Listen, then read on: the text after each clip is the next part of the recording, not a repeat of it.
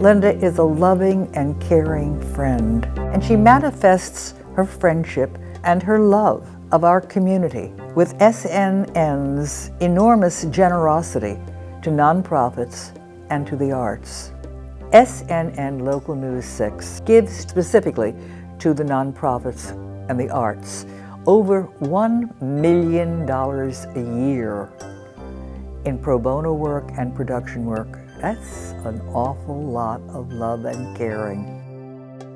LindaDeMaris was born on August 3, 1947 in Washington, D.C. to William Andre and Veda Miller DeMaris.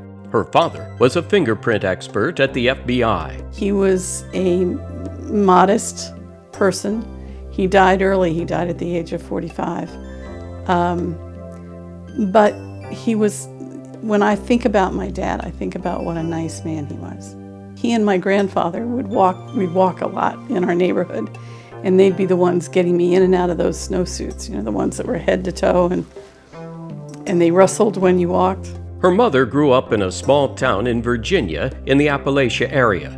She came to the city in her early 20s to find success and became a local fashion model. She was one of the John Roberts Powers models, which at the time carried a lot of weight. She worked for him, or for the company, teaching other women how to be models. When I was young, she taught me how to put on makeup and work a runway, and we actually were in a couple of mother-daughter shows. She cared about being beautiful, and she was constantly pushing. Her mother would later become a noted interior decorator in the Washington, D.C. area. She actually was extraordinary. She had a home in Washington by her 40s, I'm going to say, that rivaled any embassy. And in fact, she did interior design for embassies. She did most of the homes for the Gore family, Al Sr., Al Jr., and Pauline Gore, who was Al's mother, was one of her closest friends. And it was totally apolitical. They were just friends, and they would do fun things together. Linda was attracted to television at a very early age. I remember being in my playpen and watching Howdy Doody and Pick Temple. I think that was a local show in Washington, D.C. And that pretty much followed me. My mother was always working. My parents divorced when I was in kindergarten. I think I was a latchkey kid before there was anything called a latchkey kid. And I would go home and I would do my homework, and I would watch television productively while I did my homework. And that was my babysitter. That was my companion. Linda attended Stoddard Elementary School in Washington, D.C. Her mother was married 4 times, which resulted in Linda changing schools several times, which made it difficult to form lasting friendships. However, she was a good student, but was very shy and kept to herself, returning home each day to the sanctuary of her TV. I remember an aha moment. I was watching the Mary Tyler Moore Show. And, I was an only child and grew up as an only child, and my mother was away a lot. And I saw this cast of characters, and they actually were family. And I thought, gee, I could work in television and I could have a family. When she transferred to Woodacres Elementary School in Montgomery County, Maryland, she began to make friends. I had a close friend who became my oldest friend in the world up until just recently when she passed away. And she's the one that pushed me. She said, let's join Girl Scouts. Let's get our badge for horseback riding, which was not my favorite badge. And she pushed me some, but I was essentially a shy but good student. Linda was a voracious reader. In 7th grade, she found a book that helped shape her philosophy. I read Ayn Rand's The Fountainhead, followed immediately by Atlas Shrugged. And when I got older and I was in my 30s, I thought I couldn't have gotten what those books were about when I was in 7th grade. So I decided it was time to go back and reread them. I got it all. In junior high school, Linda took on a role as an advisor to others. I was always the best friend of the most popular girl. And the boys always liked me, but they liked to be my friend and they liked to pick my brain. And I advised them with their love life. And for much of my life, that never changed, and it was an okay role. Of course, growing up in the nation's capital, Linda was surrounded by politics and the Camelot days of John and Jackie Kennedy. I was certainly enthralled, as most of the city was, with John F. Kennedy. In fact, my parents, at the time, my mother and her current husband, were sort of on a social circuit. And I do remember that my mother coming to my room one evening and she says, "Why don't you get dressed and come and join the party tonight? There's somebody there you ought to meet." And of course, I was sort of like, "No, I want to go out with my friends." Well, the person she wanted me to meet was John F. Kennedy. He and Jackie were coming by just to say hello. Do I regret that forever? Yes. Like many of her age, Linda vividly recalls the events of November 22nd, 1963. I was standing on the corner of his funeral, and I truly was 6 feet away from Charles de Gaulle and Bobby Kennedy. Linda attended Woodrow Wilson High School in Washington, D.C., where she began to come out of her shell. It was a great high school. It was just one of those old-fashioned Friday night football. I look back at that and think, oh my God, I had such a good time. There was a group of about 12 of us that palled around together that I think we all sang in the chorus. And I had a boyfriend for most of the 3 years that I was there, and that stretched out into college. And we had fun, and we were all extremely good students. The 1960s brought about social change. The youth movement was making its mark, and Linda was a part of the new culture. I believe that's where my feminism started. I believe that I was always the young woman who said, if somebody called me a girl, I would say, I'm over 18, I'm not a girl. For Linda, the 60s enabled her to embrace beliefs and lay foundations that would shape her adult life. The music of that era was a significant influence on her as well. I think Motown was the most fun and brought up our social consciousness in terms of these are talented black people, and boy, isn't that great. I didn't go to Woodstock, but I knew all the words to all the songs. I look back on those times, which I know in my mind were filled with unrest, and I know that they culminated in the Vietnam War, and I lost several important friends in that war.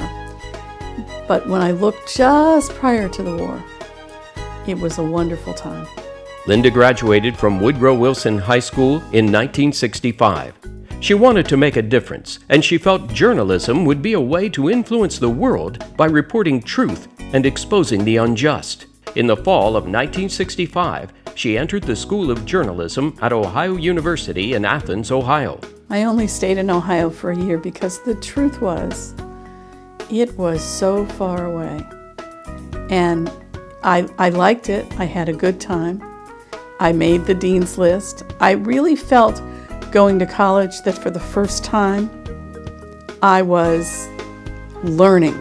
The next year, she transferred closer to home to the University of Maryland. She was studying print journalism when a summer internship at the Washington Post would change her focus. It put me in a quandary, but I learned that summer that I didn't like print.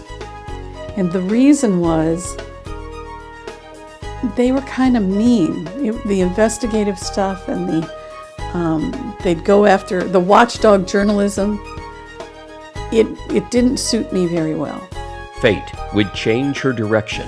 When, with 6 credits away from graduating from the University of Maryland, her car broke down in front of WDCA-TV, a small local television station in Washington, D.C. She went in to use their phone to call a tow truck. They had a job opening, and they sort of thought I was there for the job opening. And I looked around and thought, this is fascinating. And so I interviewed for this job, and it was just one step above clerical. And I think I got the job, because the station manager interviewed me and said, "What's your favorite book?" And I said, "Atlas Shrugged." And he about fell out of his chair. And he hired me. So I just decided that this was an omen, that I should do this. And the truth is, I had found my calling. WDCA was a small station, one of the first UHF stations in the country, owned by Milt Grant, who would become a major force in the television industry. The studio was small, but the equipment was quite the opposite. They had sort of big clunky cameras and great big tape machines. These huge videotapes would come and they were in cans that looked like they were this big. And we had two machines that were color and one that was white, that was black and white.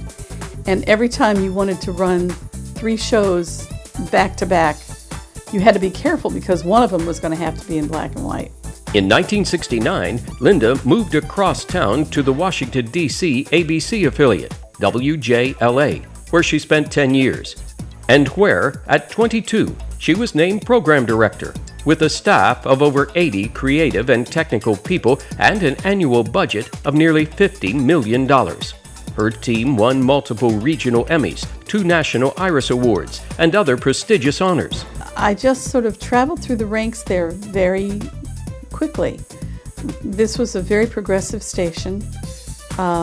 It was a time, frankly, when the television industry was looking to hire qualified females and minorities. That didn't hurt me. In the early 70s, while at WJLA, a 16-year-old young man walked into her office carrying a big puppet. And he said, "I have 2 goals in life, to have my own children's show, and I'm hoping you'll hire me.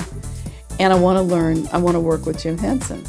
And I said, "Well, I can't do much about the latter, but let's talk about the former." And we ended up hiring him to do a weekly children's program. That young man's name was Kevin Clash, and the program ultimately won 2 coveted Ohio State Awards for children's programming for the station. Today, we all know him as Elmo. So he met Jim Henson, worked with him for a long time, and is one of, if not the, top people in the Henson company now. In 1979, Linda moved south to Miami, Florida, joining WPLG-TV, the post-Newsweek ABC station. By the time she was ready to move on, the station was rated #1 in the market. The Miami market in and of itself is difficult because it's so huge. People who live in Dade County have very little in common with people who live in Broward County. And the west part of the city is largely Latino, and the east part of the city back in those days was largely elderly people. And it was a very, very tough city to meet the needs of, whether it was programming, news, or any kind of special projects. So at PLG, we did some good programming.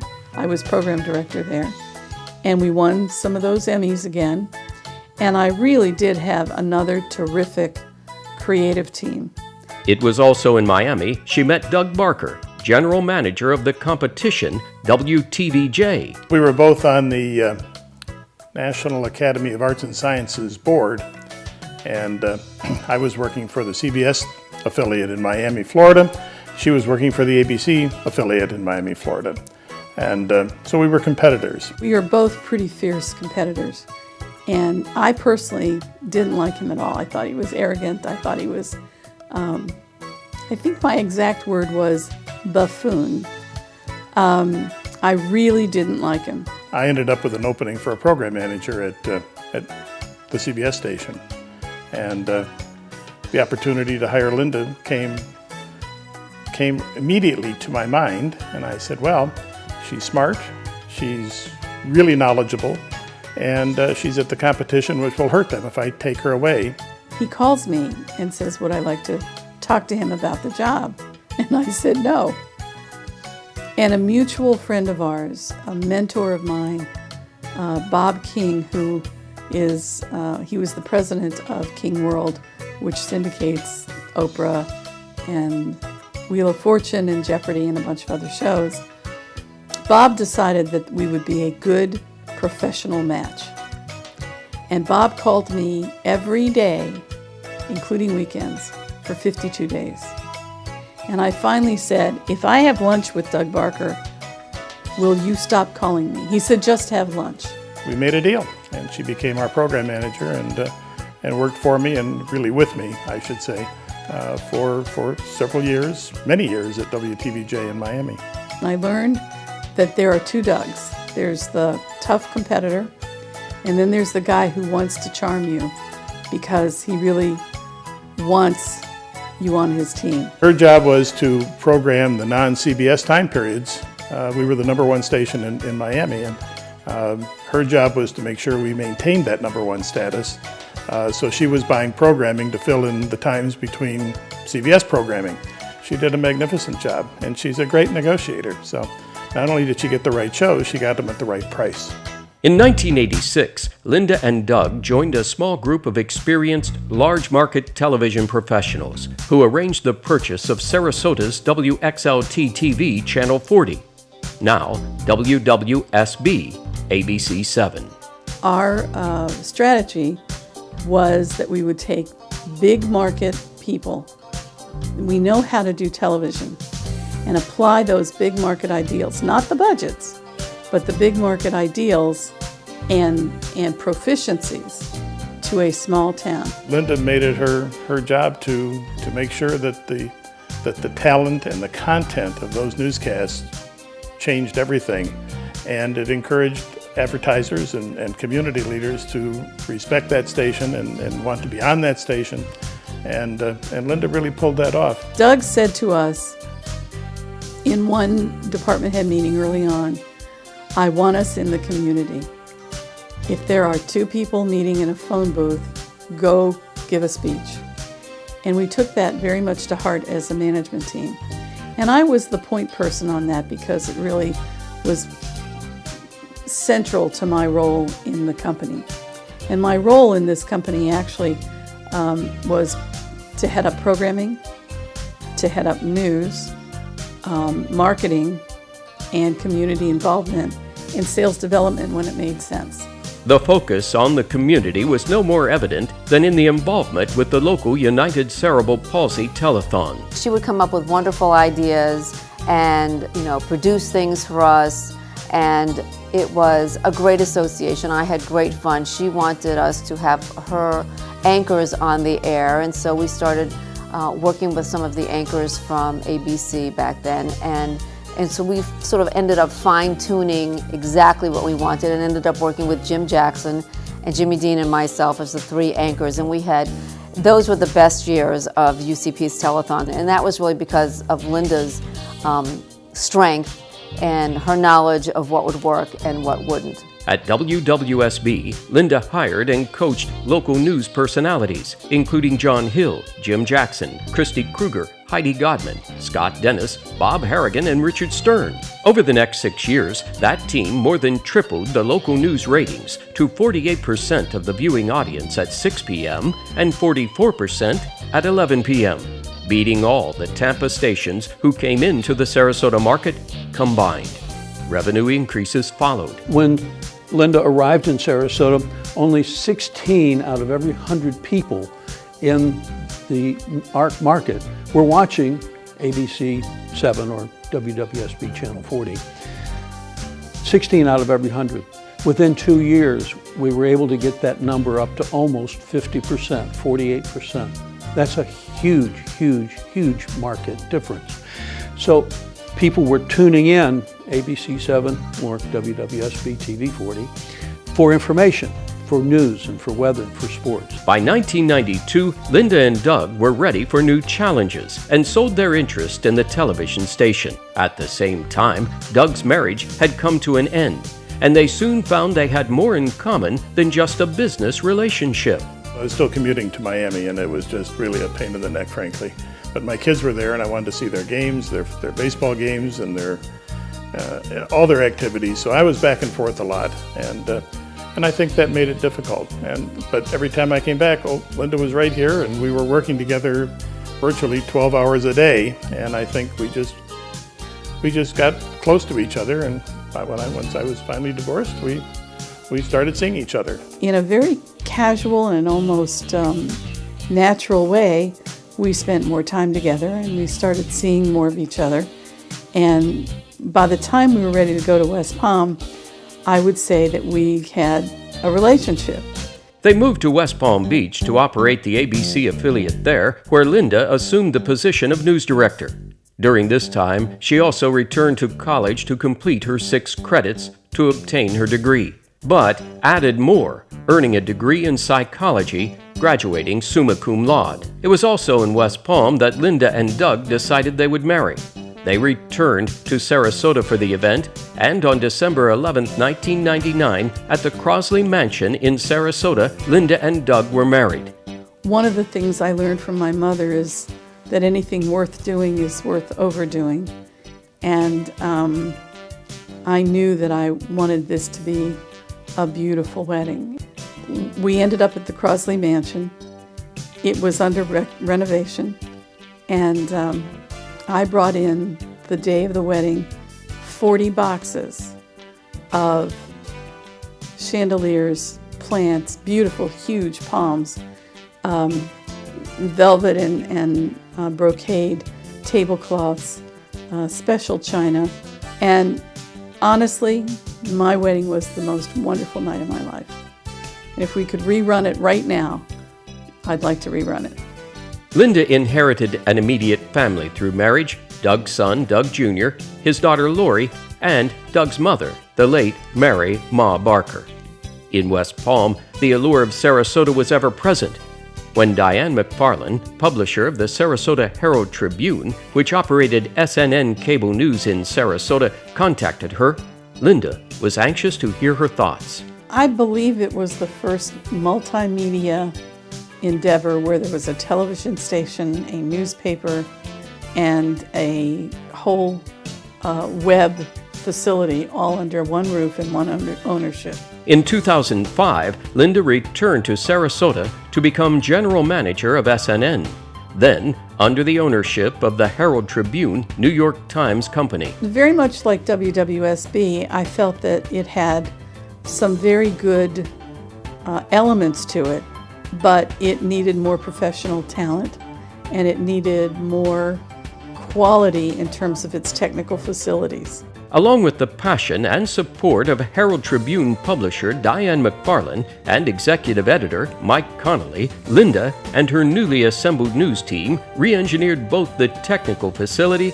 and the on-air product, and revitalized the original mission of the station: community impact. I came in right when they moved into their new building, which allowed us to grow and look more professional by miles right then and there.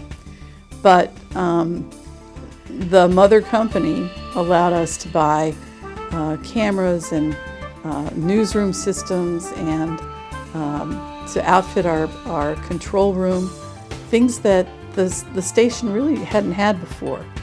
And so what it did before was highly limited. And what we can do now, and certainly after all of that came in, became much more professional. Linda has a great eye for talent, and she knows how to develop that talent. She's a wonderful, wonderful coach. And there are many successful people, particularly in the television business, who learned at Linda's knee and understood how they could be a more effective journalist as well as an on-air talent.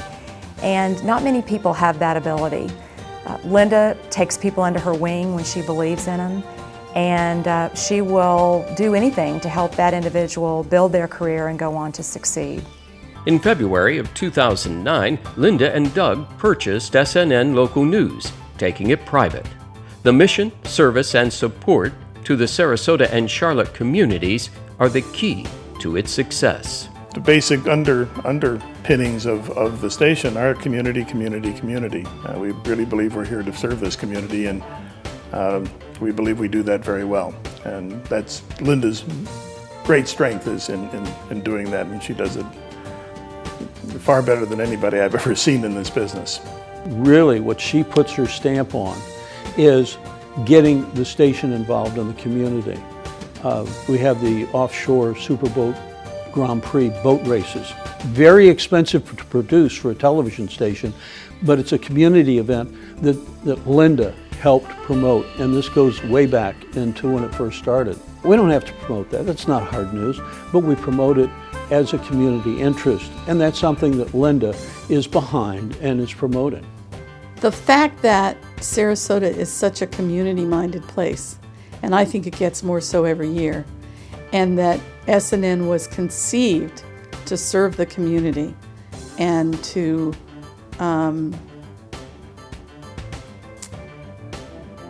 reflect all the good things, whether they be the big news stories or some of the smaller things like what's on the ballet this week, what shows are they doing, or what's happening at Bayside. Is it embracing our differences, or is it the season of sculpture? We always had, from the beginning, well before I got there, this niche of serving the community. Since 1986, Linda has been active in many Sarasota organizations, providing crucial exposure to those organizations through public service announcements and news stories. We desperately needed marketing. We had never been able to afford marketing. LindaDeMaris reached out to the troupe and gave us free advertisement on the network for almost 2 years, which propelled us from most of the community not knowing that we existed to being on the forefront of the community. So we thank you, Linda, for your extreme, wonderful generosity and support. Our big celebration for the Sarasota Museum of Art, they were the first to step up, and say we'd like to be a sponsor. For an event I'm doing at Saks on Friday night for the Animal Coalition, Animal Rescue Coalition, I noticed SNN as a sponsor. The creation of SNN, of Local News 6, is such an important factor in our community. There are people, I know, they tell me all the time, they turn on SNN and they're there, and they always can tell what's happening in the world, our world. Very, very important. That is an impact. The support that Linda shows is more than just PSAs. It's also shoulders to the wheel to make sure that these events are successful. We asked Linda her advice for those who follow. I always mean to do the right thing. It doesn't mean I will always accomplish that in everyone's mind or in everyone's eye, but that is my intent, and I believe that the majority of people, maybe most all of the people that you're going to come across, mean to do the right thing if you give them the opportunity to do the right thing, and if you give them the leeway to make mistakes and recoup and say, I'm sorry. I think I'm sorry are two really important words. And I've worked for people who would never say that. And I've worked for people who've said it when it's appropriate. And the difference between the quality of their lives, and certainly between our friendship, is huge.